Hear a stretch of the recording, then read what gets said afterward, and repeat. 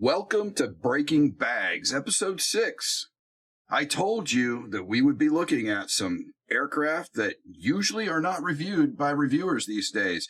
And today I bring you the Modelsvit Beriev BE-12 PS in 1:72 scale. Now, this aircraft is a very old Soviet aircraft that's obviously an amphibious design.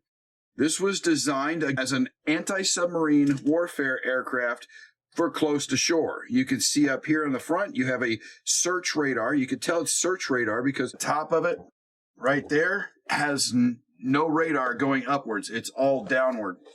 Another interesting feature on this is these windows up front, like a World War II bomber. So then you can see our model, our boat figure, if you will, our boat piece in there.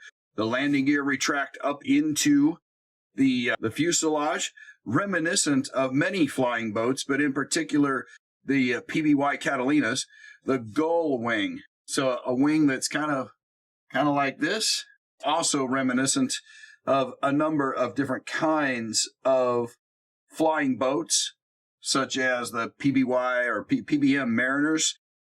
Engines high up on the wings to keep them out of the water. And then here's the anti-submarine warfare feature back here, this magnetic anomaly detector, the MAD boom, if you will. So we're going to take a look at this. So this is a Modelsvit aircraft model. We have old Russian Soviet model, and that's probably how we'll build it. This is Ukrainian. Why is this Ukrainian? Modelsvit is a Ukrainian company. Now, I bought this long before the current war began, but not before the 2014 issue. But they were still proud of being made in Ukraine back even before the current war situation began. So here we are. Scale plastic kit, category number 72033. If you're interested. Here's some other markings that are going to be on this. We have the prototype BE-12 from Soviet days, another Soviet Red 30, another Soviet BE-14, and then this BE-12 P200, which is actually they turned some of these into water bombers for dealing with forest fires. So that's an option. All right, let's take a look at what's inside this box.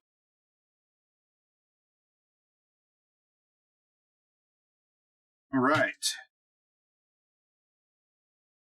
As we'd hoped, we've got a good set of instructions, a nice color instruction. We'll take a look at that in a bit. We have some nice clear parts, another set of clear parts, vinyl tires, which have a very nice tread on them. We'll break the bags on that in a minute and take a look at those. Here's some photo etch and another little bit of clear parts. And then here's all the pieces that are inside of here. Now, I will admit, I've already been diving into this one, so I have to be a little careful. One of the things I bought extra for it was the BE-12 landing lights from Quick Boost, just to give me a little bit of extra detail. And then here's some extra set of decals as well, just because I wanted to make sure I got a good Soviet version of this. There's a whole bunch of parts in here, and when we get down to the bottom, we'll take a look at the pieces from decals, if you will, from the model itself. All right. So like I said, I've dug into this thing before, many years ago, just to see what's going on. And I even started gluing it together a little bit. So here's your gull wing. These come in two halves, and I've already started gluing this one together. So the bags on this one are well broken, but it's well worth taking a look at. The plastic is a nice, I wouldn't say too hard, but certainly a harder type of plastic rather than a softer plastic. The details are very finely engraved in here. There's nice little access panel lines here. You have a well done aileron and flap system in there. Lots of little access panels, and everything is finely recessed on here. So it's not too bad, and in fact, it's a lot better than I expected. I remember that when I first opened it up. Let's take a look at the fuselage halves here. So it does come in halves, like most kits do. And again, we have very finely done pieces. Right here is where you're going to have some of the boat waterline. You do have some sprues in here that you're going to have to clip out a little bit. You could sprue gates, if you will. You could see that better here. These sprue gates. The back ends of these, there is some detail in here for the cockpit. Again, 1:72 scale, you're not going to need too much. But remember that nose that has the glass in it? Well, they've got some nice ribbing detail in here. You can really do a lot with that. But that, I will say at the same time, that glass that's there, you're not going to see a terrible amount in there. Nicely recessed areas where the windows go, so you could put the windows in and be able to put this together pretty well. The door, here's the shield, if you will, so you can have the door open. Lots of times an observer will be back here, or perhaps in this one. This window right here technically folds inward, but this door would be open and this would pop outward and be a windshield, so the observer could be sitting inside there. There's another door right here. But again, very little. I can't even say, the only flash that I see is like right along here, very easily cleaned up when it comes to the model. Now, one of the things that these Modelsvit kits were famous for, and perhaps still are, I've got to get a newer version, they do not have locator pins on them.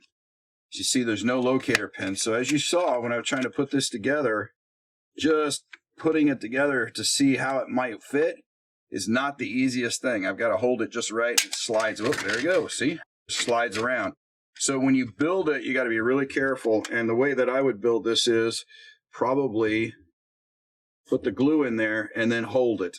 And then just work my way around piece by piece slowly as I did that. Okay? So it can be done. It's just a little bit more challenging and something that you have to be aware of. So if you require the use of locator pin, that's something to be looking out for. All right, here's the back end. This is the tail end piece. Again, everything is finely detailed. There's an APU exhaust is what it looks like right there. This is the top and center piece of the gull wing. There's some detail in here where the rear landing gear will go. Now, I'll put I probably won't put my landing gear down. But you never know. Might be surprised with what I do with this thing. Could be really nice in a diorama with water, or it could be nice sitting on a hard stand next to water. All right, there's the other wing. Again, I've glued it together, and looks very nice. All right, here's the tail piece. Now the tail pieces are a twin boom type of situation. So again, this comes in 3 parts. One going all the way across this way, one here, and one here. But again, very finely detailed. All the little access panels in there. The flaps or the rudder pedals or panels or whatever you want to call here are not movable, but they are well designed. So they have a nice little trench, I call it, in here, which is very much similar to the real thing. Here's your vertical tail. Now, what I really like about this is you can see that mounting plate needs to be cleaned up a little bit. That's a nice big mounting plate for you to put this in here and get it well aligned. So you really can't go wrong with that. Just do keep in mind, there is a little bit of an angle on it. So it's not, I don't believe they're perfectly straight up and down. There's just a tad bit of an angle, maybe. But these verticals come in half pieces as well. Here's one of your wing pieces for the flying boat aspect of it. The sponson, I guess you would call it, on the end of the wing. It's not snapping in there perfectly, but it's possible that I've got it on the wrong side too, since I'm just doing this very quickly. Yeah, it looks like it should fit. Maybe cleaning it up a little bit from an alignment perspective would be able to get that to snap in there. But as you see, very well detailed, comes in 2 halves, and very little cleanup with a sanding stick will take care of any sort of excess that's on that area there. Okay, just for fun of it, here's the other one. Let's see if it will just snap right in there. Actually, that one fits a little better, but there's a little bit of stuff that needs to be addressed up there on top. There's our Mad Boom. Again, 2 halves. Been able to take that and put that together for us already. All right. This is one of the sprues. This is a piece of the wingtip here. Nice rivet detail on there. And a navigation light. So far, and admittedly, I'd opened this up before, but so far, it's looking like a very well detailed kit. This must be some sort of a radar piece that would go on there, or some sort of antenna bump. That's one thing about this kit. There are tons and tons of pieces. So here we've got landing gear pieces. The hubs are separate from the wheels. We saw the wheels a little bit ago, and we'll take a look at those again in a moment. All right, so here's some cockpit pieces. The walls have a little bit of detail on them. The floors have a little bit of detail on them, but not very much. The front cockpit has no detail on it, and the side consoles have no detail on it. I'm guessing that if we take a look at the decals that come with the kit, which are pretty sparse, yep, you will see right here that those decals go on the front. So we'll take a look at the decals a little bit in a moment and kind of compare them, but your instrument panels will be decals, which again on a 1:72 scale airplane is not that big of a deal, especially when you have a lot of framing around the canopy area. All right, here's a few extra pieces.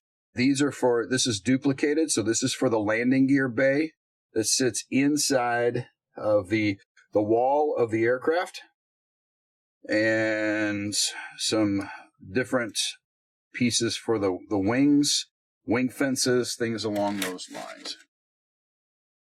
All right, here is for landing gear. If you wanted to have it down, you can see how many parts are involved here. Quite a few.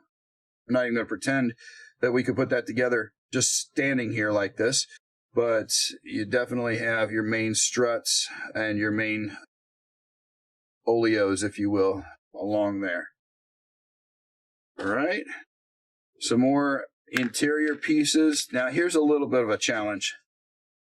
All of these are little vents and duct work.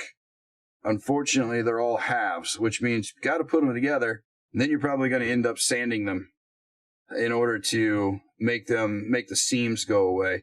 It's not going to be the worst thing in the world, but it's also going to be a little bit of a challenge. So again, this is not your easy type of kit. This is one of those kits you probably have to have a few skills with. All right.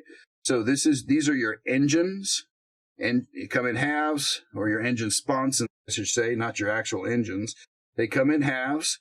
They have finely detailed panel lines on here, and they do have some air scoops, but overall look really good. And again, problem here, no guide points, if you will, nowhere to keep everything together. All right, so here we're getting some more engine detail here. So we have the propeller hub, which has quite a bit of flash on it.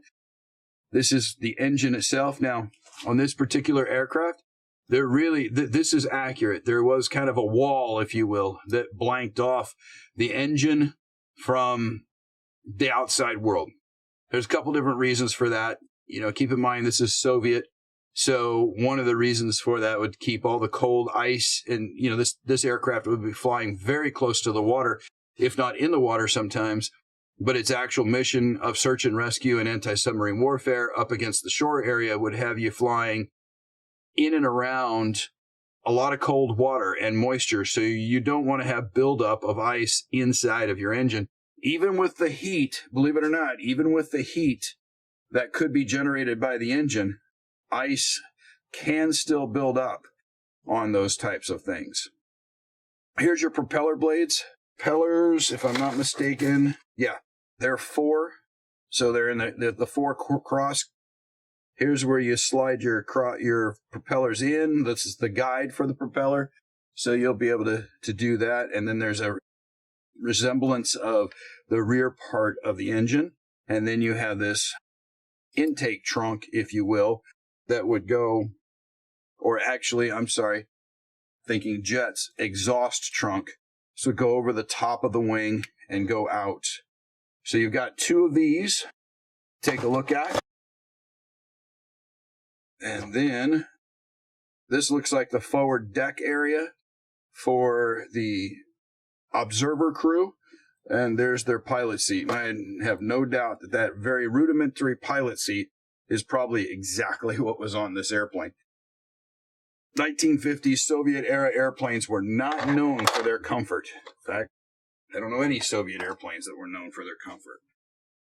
All right, so let's take a look at the instructions, and then we'll head to glass, and we'll head to decals. All right, so here's the instructions. The instructions are incredibly nice. Color, thick paper, call-outs for Humbrol paints, the different colors that they have here. Obviously, you can use other colors, other companies as well, but they call out Humbrol paints. All right. So they do call out for us all the different parts. So we got a nice parts map here. 3 pages of parts maps, in fact. And then we start with the instructions. We start with our seats and our cockpit area, moving to the forward observers area, moving to wheels, into some antennas, and then on to the engines and the engine exhaust. Then moving to the tails, the wings, the landing gear space. Now those landing gear boxes then go up into the fuselage on either side. And again, you can have the wheels closed or open, or closed or on the ground, I should say. Now, the way that they have this thing built is it does have a separate tail section, it does have a separate nose section, because there were different versions of the BE-12 that did different things. And so this one happens to be the anti-submarine warfare or search and rescue, which is why we have this search radar on the front of the nose, and then this MAD boom, or the magnetic anomaly detector back here. We have another bunch of fences here. This keeps the water from going up into the aircraft whenever it's moving fast. There's a little fence. And these fences, they go along here, and along here, and along here. So as it's skimming through the water, any of the spray coming up will get caught by the fences and hopefully pushed down so that it doesn't get into the aircraft. A lot of these flying boats are pretty tight, if you will, down here along the bottom, but get too far up on their fuselage and they end up being very leaky. So that's so here we finally put the propellers on towards the end and button it all up. And then here we go with the paint scheme. We've got this Ukrainian version here. Again, this is from before the current war scenario, so this is not the current scenario. And then we have the Soviet version, and it does say it's a USSR Navy, or here it says, if I go with my Russian, you've got VMS. So the VMS would be the Russian, obviously the Russian Navy. And I believe this would be SRSR. I believe that should be SSSR if you were to really pull it. It's interesting. I'll have to go look up what the SRSR would be. But if it's coming from Soviet time, it would be SSSR or Soviet Socialist something Republic. I'm losing my memory on it, but that's what it should be, is SSSR. But, that's not a big deal, spending too much time on that little bitty piece right there.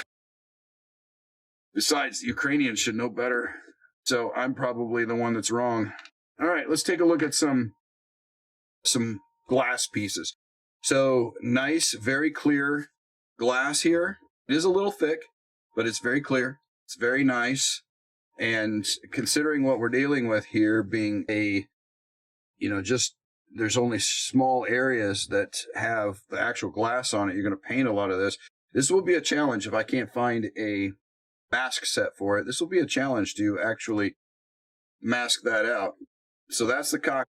This is all the little windows that go along the side. So we'll pull this back up here. So you see all these little windows that go along the sides. That's what we're talking about here. And then I'm not going to pull this out because, well, actually I am. Breaking bags. Let's break them good. I could put it back in. This is for a, looks like maybe a searchlight of some sort and another window piece there. All right.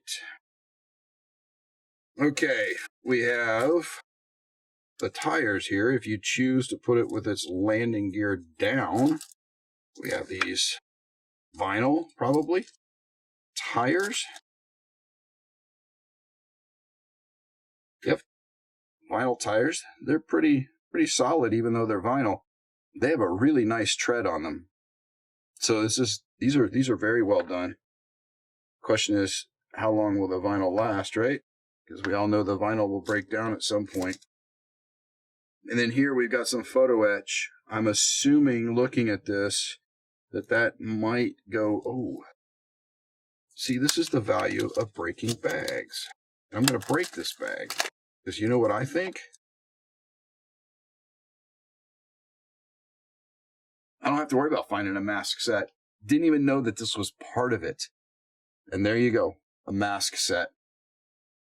Excellent job, Modelsvit. I should be more interested in actually opening the bags. There's some nice little photo etch, as I was saying earlier. Betting that goes with the rear landing gear spot of some sort. All right, let's take a look at the decals that come with it. All right, these decals that come with it, they're not bad. Okay, I'm going to tell you that. The color is really nice. The detail on them is really nice. I mean, the outlines are done really nice. The Soviet star has that white inside of it, so you're good there. Got all these nice little pieces for the interior of the cockpit. There's even some bomb markings here. But and the numbers and the pieces in white over here on the side are well legible. I will try and use this. But just looking at it, though, I'm wondering how well it's going to work. So I went out and I bought these Begemont decals. Basically, the same plane. You got your Ukrainian, or not the same plane, but the same stuff going on here. You got your Ukrainian markings here. So you get 2-for-1 deal here, I guess. This is, you get a 2-for-1 breaking bags review. So you have a number of numbers, outlined numbers, that come with the set. You have a mask set for some of the painting, probably looks like the walkways. And then you've got Russian, Ukrainian markings. So this is the Russian Federation, post-Soviet Union. And then over here, you've got Soviet, Gyp, and then you even have more Soviet and more Russian. And you've got that excellence badge that's often seen on MiGs or fighter unit that are in here. So let's take a look at what Begemont's got for us in the way of different markings. Now, Begemonts are not in color, but they are very nice glossy type paper. So there's nothing wrong with these at all. They're very effective. It's a gray airplane, so you're not gonna get much difference. So right here we've got all the different planes. So we've got 1, 2, 3, 4, 13. Nope, 21 different airplanes that we could model here through these decals. Really kind of cool stuff. So we've got the Egyptians, we got the Russians, we got the Soviets, and again, oh good, it's translated. I was going to say, oh, it's all in Russian, but my Russian is rusty, but I do have a little bit of it. So we've got this one from the Baltic Sea, Kaliningrad, October of 96. So actually that would be Russian Federation. You've got this one down here. I'm not going to go through them all, so don't worry. 1992. So, here's the one with the shark mouth. There is one of them. I don't know if you noticed or not. There is one that's got a little shark mouth, and the shark goes, you can see that it goes down here under the water if it were in the water. And that is from Crimea, 2004. Then you've got a few others here. 2014. This is the one that is kind of a colorful 1992. Time frame is the markings. So lots of neat little markings here. It's interesting. They give you 21 different markings, and probably most people are only going to build one of these aircraft in their entire life. But it's really nice kit. Maybe someday I'll get it built, and maybe someday you'll see it as a build process, a build project. So hopefully you've enjoyed the Beriev BE-12 PS anti-submarine search and rescue aircraft from Soviet era. Nice one. We'll see what we can do with this.